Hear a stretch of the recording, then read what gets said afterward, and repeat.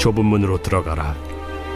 멸망으로 인도하는 문은 크고 그 길이 넓어 그리로 들어가는 자가 많고, 생명으로 인도하는 문은 좁고 길이 협착하여 찾는 자가 적음이라. 거짓 선지자들을 삼가라.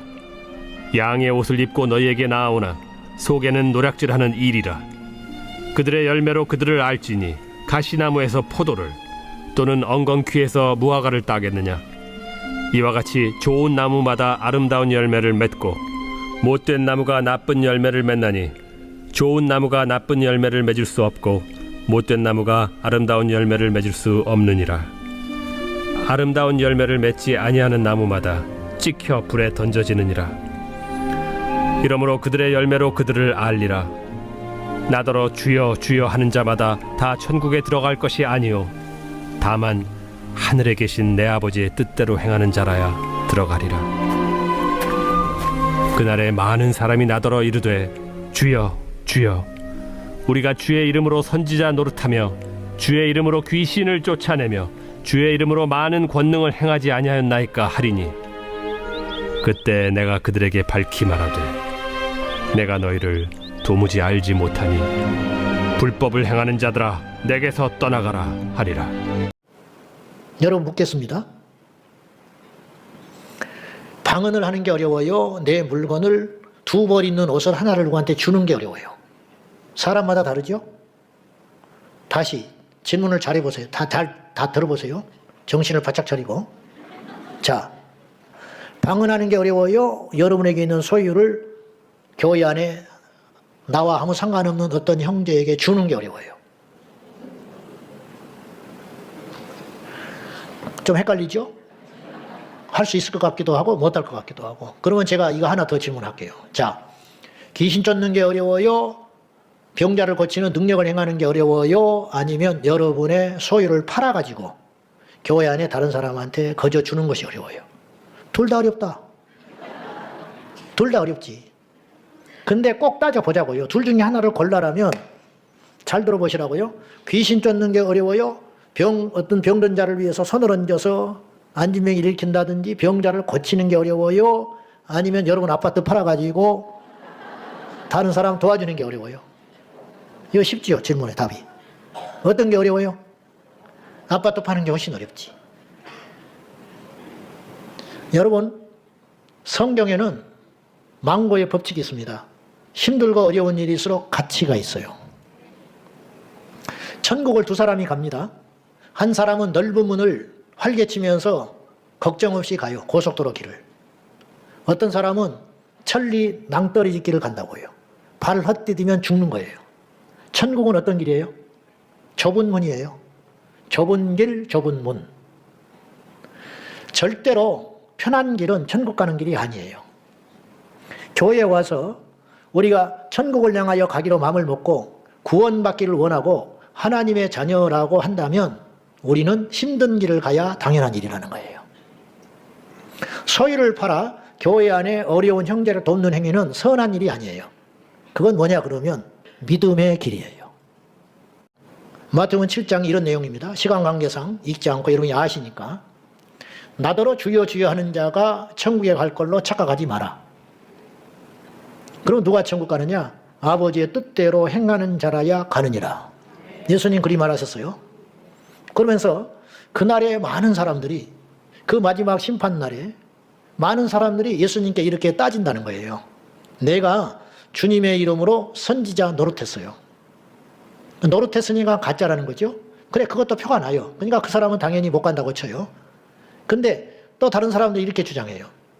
내가 주의 이름으로 귀신을 쫓았습니다. 내가 주의 이름으로 능력을 행하지 않았습니까? 근데 왜 내가 천국을 못 가요? 이렇게 따지는 일이 굉장히 많을 거라는 거예요. 그때 예수님이 그들 무리를 보고 이렇게 단호하게 이야기하실 거라고 장담하셨습니다. 뭐라고 하시느냐? 불법을 행하는 자들아 내게서 떠나가라. 나는 너희를 알지 못한다. 거기에 지옥이라는 말도 없고 저주라는 말도 없어요. 그런데 예수님이 모른다고 한 거, 예수님이 불법자라고 했다는 말은 지옥에 간다는 말입니다. 어떻게 불법을 행하는 자를 천국에 데려가겠습니까? 예수님이 알지도 못한 자를 천국에 왜 데려가겠습니까? 그건 지옥에 간다는 다른 뜻이거든요. 그러면 귀신 쫓고 병 고치고 능력행하고 설교하는 사람도 지옥에 갈 수 있다라는 말이에요. 이게 냉혹한 현실이에요. 그러면 제가 여러분에게 드리고 싶은 질문은 이건 거예요. 귀신 쫓는 게 진짜 크리스찬의 삶이냐? 아니면 내 소유를 팔아서 교회 안에 성도들을 이름 없이 도와주는 게 성도의 진짜 삶이냐? 하는 것이죠.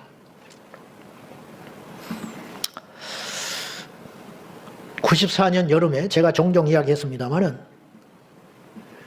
94년 여름에 제가 대학원 1학년 다닐 때 동료와 후배들과 함께 전라북도 고창에 여름에 집회를 갔습니다.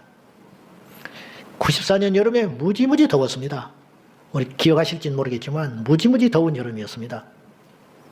그런데 마지막 날 셋째 날 수요일 저녁에 집회를 하는데 푹 맞은 분을 4년 돼서 누워있는 분을 등에 업고 논두길 걸어서 차로에 봉고차 싣고 교회에다 눕혀놨거든요. 그분이 우리가 합심하여 기도하고 예수의 이름으로 일어나라고 그랬더니 일어났어요. 제가 걸으라고 그랬더니 걸었습니다. 나중에 내가 신나서 뛰어보라고 그랬더니 예배당을 계속 돌고 도는 거예요. 이분이 완전히 나아가지고요. 4년간 누워있으면요. 물리치료 받지 않으면 사실 움직이기 어려워요. 근데 하나님이 고치니까요. 그 순간에 뛰어다니더라니까요. 집에를 신발이 없어서 맨발로 갔어요. 업고 왔으니까. 근데 그 교회가 어떤 교회였냐면 우리 같이 간 후배의 모교회입니다. 그래서 섭외가 돼서 간 거거든요. 그런데 그 교회에 우리 친구 어머니가 출석을 하고 있었어요. 그 친구 어머니가 어떤 상태였냐면 휠체어를 타는 분이었어요. 다리를 쓰지를 못해가지고. 근데 그 광경을 뒤에서 본 거예요. 초신자인데. 그러더니 이분이 휠체어에서 기어 내려와가지고 예배당 앞으로 울면서 기어왔어. 나도 이렇게 세워달라고. 그래가지고 우리가 막 합심해서 한 30분 또 뜨겁게 기도했는데 그분은 못 일어났어요. 그래가지고 낙심해가지고 이제 휠체어 다시 앉혀놨는데 그런 일이 있었어요. 그래가지고는 이제 시골교회에서 자기 아들 버리고 손주 버리니까 서울에서 신학생이 왔다고 하니까 그냥 마지못해 자리는 내줬는데 마지막 날 그런 일을 보고 완전히 대우가 달라졌어. 가지고 막 천사 대하듯이 하더라고요. 가지고 그 마지막 날 집회를 새벽 3시까지 했거든요. 집회를 안 가가지고 사람들이 흥분해가지고. 근데 그 다음날 대우를 엄청 받고 점심때 출발을 한 거예요. 밥을 든든히 먹고 고창 수박 잔뜩 챙겨가지고 고창에 그 수박 나는 거니까. 아, 그런데 문제는 봉고차를 2개를 가지고 갔는데 하나가 새 차야. 하나는 헌 차고. 밥 먹다 보니까 잽싸게 나가. 짐 챙겨가지고 새 차에 전부 가서 앉아있는 거야.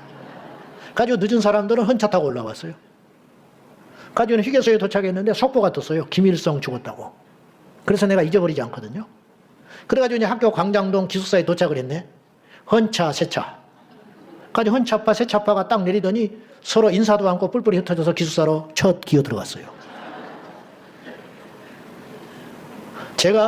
저도 뭐 그 중에 한 사람이었지만 나도 동작이 늦어가지고 헌차 타고 오면서 괘씸한 것들이라고 저런 싸가지 없는 것들이라고 명색이 내가 강사인데 셋째 앞에다 비워놔야지. 내 표현은 안 하지만 속으로 언짢은 마음을 가지고 왔거든요. 그래서 뒤에 이렇게 이제 며칠이 지난 다음에 선배님, 형님 그러고 인사하면 내 머릿속에 이거 세차 판 놈 아니야? 여러분. 그게요, 졸업할 때까지 가는 거예요. 나한테 잘해주고 웃고 싹싹하게 하는데도 이게 잔상이 안 없어지는 거예요. 야, 이게 무서운 일이구나. 내가 그때 생각했어요. 중풍병자 일으키는 게 어려운 게 아니고요. 의도적으로 헌차 타주는 게 더 어렵더라고. 이게 이렇구나. 믿음의 능력이라는 게 뭔가. 어느 날 예수님께 제자들이 쑥 들어왔는데 길에서 무슨 짓을 하고 왔어. 니네들 길에서 무슨 이야기하고 왔냐? 그랬더니 제자들이 말을 못해. 말을 못할 것이 부끄러운 짓 하고 왔거든요. 뭐 했느냐? 길거리에서 멱살잡이하고 싸웠어. 다투는지라. 뭘 갖고 다퉜냐? 누가 크냐? 누가 대장이냐? 누가 낫냐? 이거 가지고 다투고 온 거예요.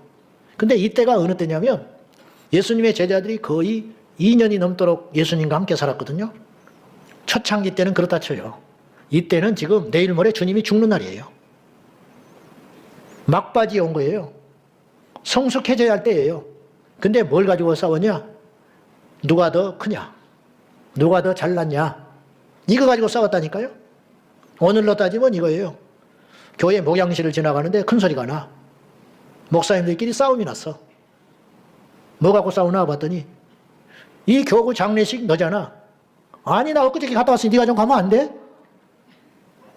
그거 듣고 보고 시험 안 들 성도 있어요? 소리가 크게 나. 들어보니까 누가 더 우리 교회 내가 먼저 왔는데 네가 인제 온 것이 뭘 알아? 그런 소리가 들려오면 그게 교회 사무실입니까? 근데 오늘날 이 땅의 교회들이 그런 데가 너무 많아요. 당회를 하다가 성례책을 던지며 싸우는 교회도 있대요. 성경을 무기 삼아가지고 총회를 하면 서로 회장하겠다고 싸워요. 어디에 부서에 가면 목사님 두 분이 부서장을 서로 하겠다고 양보를 안 해. 끝까지 두 사람이 양보를 안 하면 어떤 일이 벌어지냐면 투표하자고 그래요. 5명이서 투표를 해. 투표를 해요. 그럼 한 명은 떨어지게 돼 있잖아요. 제가 경험해 봤는데요. 열의 9은요. 떨어지잖아요. 그러면 떨어진 사람은 그 자리에서 잘 일어나서 가버려요. 회의 끝까지 안 남아 있어요. 더 신기하고 놀라운 일은 그럼에도 불구하고 그런 분들이 설교를 잘한다는 거야. 그럼에도 불구하고 그런 교회들이 부흥한다는 거예요. 그래서 헷갈리기 시작하는 거예요. 어떻게 헷갈리느냐? 그렇게 해도 괜찮다고 생각하는 거예요. 그렇게 하면 망해버려야 되거든요. 그렇게 하면 들켜야 되거든요. 그렇게 하면 망신당하면 되거든요. 근데 하나님이 그렇게 안 해요. 그래 놓으니까 계속 그 길로 가는 거예요. 여러분, 지옥 가는 길은 넓은 문이거든요. 넓은 문을 가도 넘어지고 수렁에 빠지고 강도를 만나고 비바람을 맞아야 이 길이 이상해? 내가 길을 잘못 가고 있는 거 아니야? 그래야 되는데 날은 좋고 산들바람은 불어오고 길은 고속도로고 누가 차가 나타나서 태워준다 하고 그러니까 그 길이 하나님이 축복하신 천국 가는 길로 착각하는 거예요. 지옥이에요, 그 길은. 무엇이 축복입니까? 무엇이 저주입니까? 다시 돌아가서 예수님의 제자들이요, 예수님 만나자마자 능력을 딱 받았어요. 70명 제자들을 딱 모으시더니 예수님이 2명씩 짝지어서 보냈잖아요. 그때 보낼 때 예수님이 능력을 주셨다고 그랬어요. 능력 받는 건 쉬워요. 능력 받기 위해서 산에 가서 뭐 산기도 하고, 저도 젊은 날에 적지 않게 소나무를 뽑아야 능력을 받는다고 그래가지고 죄 없는 소나무만 흔들어대고 그거 만만치 않습니다. 뽑기가. 갔더니 앞에 놈이 뽑다 포기하고 한 게 있더라고. 껍질이 다 벗겨졌어. 흔들거리기만 하지 안 뽑혀. 능력을 받는 게 굉장히 어려운 것 같아도 사실은 성경으로 보면요 쉬워요. 왜 쉽냐? 예수님을 제대로 알지 못하고 변하지도 않았는데 예수님이 능력을 딱 줘버렸어요. 가지고 그 능력 호주머니에 담아서 가잖아요. 그래가지고 그 능력을 빼가지고 귀신 쫓고 능력행하고 병 고치고 말씀 전하고 자기도 모른 채 그런 능력이 있는지도 모르고 대단한 걸 깨닫고 돌아와가지고 제자들이 이렇게 고백하잖아요. 주여, 주의 이름으로 귀신들도 항복하더이다. 그 말이 뭐예요? 몰랐다는 거예요. 자기들은 이 정도인지 몰랐다는 거예요. 몰랐지, 자기 것들이 아니니까. 다시 말합니다. 능력 행하는 거 대단한 일 같지만 사실은 쉬워요. 주님이 우리에게 주시면 금방 돼요. 정말 어려운 건 뭐냐? 사랑하는 거예요. 그럼 어떤 게 더 가치가 있냐는 거예요. 어떤 게 진짜 능력이냐는 거예요. 초대교회의 능력과 차별성은 병 고치고 귀신 쫓고, 오늘 43절에도 많은 기사와 표적이 나타났다고 있지 않습니까?